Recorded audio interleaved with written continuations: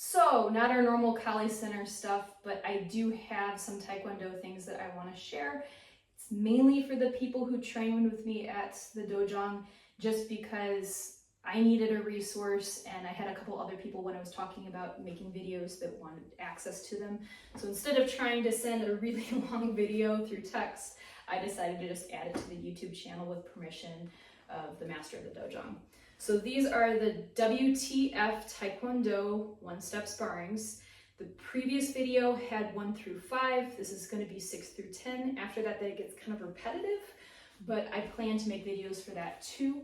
This is kind of in preparation for my next level of black belt that I'm going to be testing for, and also to help the people who are training with me. So starting off similar to the last video, you have, if you're training with a partner, you go fist to fist, kind of like in Kali Center, we do tip to tip distance to figure out range. This is just to figure out range, and then you can kind of pull it back. Whoever is throwing the punch that you're going to be blocking with the one step, they typically will go down into low block, and then when the other person's ready, they'll go ahead and give you a kia, and then you go and throw your technique. They'll block, they'll do the one step. With that, the reason it's so important to have our distance is because, as you can see with the range, when I stepped forward, I was right up in Bob's face. So with this, with a partner, typically you'll go ahead, you'll step back, you'll step forward, and they're going to actually kind of range to the side, which is very similar to our Kali Center footwork. The only thing is typically we seem to go to the left instead of the right. Probably more specifically because in the bladed stance, this hand's right here. So, going ahead and starting with one-step sparring, number 6. Unlike the previous one-step sparrings where we did the block and then the strike, this is all going to be with the same hand until we get to 8, and then it kind of switches up. So from here, I need to remember the way that WTF does it, because I was trained very differently, so bear with me, but a lot of times they'll have their preparation for their middle block like this, so that when you pull back, you're supposed to have a little bit more force. I wasn't trained that way, just because I was trained through multiple different associations as I went through the ranks of Taekwondo and restarted Taekwondo over and over again as I moved. So starting off with number 6, here we go. We have that middle block, and then we have a back fist. So pretty easy. Middle block, back fist. Number 6 also again. And now we're going to have number 7. So number 7 starts off the same way, and instead of back fist, you're going to do a knife hand. So number 7. Number 7. Okay, now moving on to number 8. And number 8's where it gets different. So number 8, instead of loading up for an inside entry, you're going to go with an outside entry.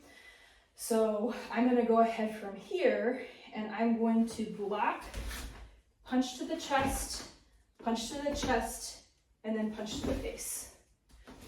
So again, that looks like this.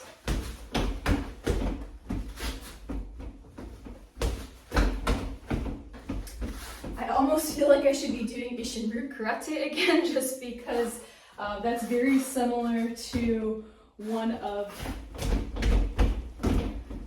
the techniques we did there, which was you had your block, and then you had 1, 2, 3, 4, 5.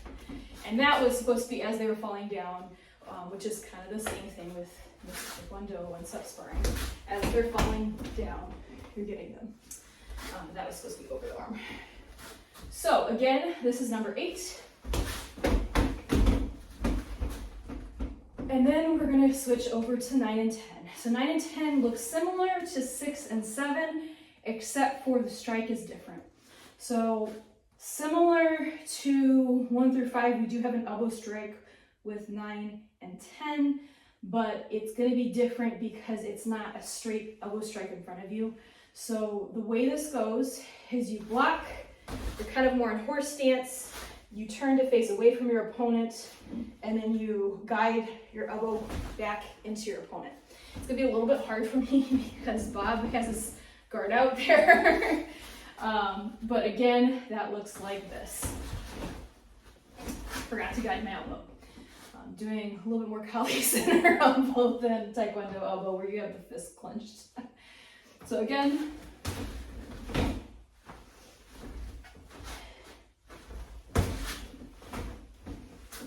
so that's number 9. So going on to number 10, it's very similar except for there's an extra step. So I'm gonna go ahead, I'm gonna step over kind of my horse stance block, going this way, and then I'm gonna switch my fist. So it was assisted this way, and then I switched to assisted this way, and I'm gonna elbow back over to get Bob in the face. Bob's a little bit tall for that, and his arm is efficiently blocking me right there. So again, for number 10, I have that block, guided elbow to the face. And that is number 6 through 10, one-step sparring for the WTF Foundation Taekwondo.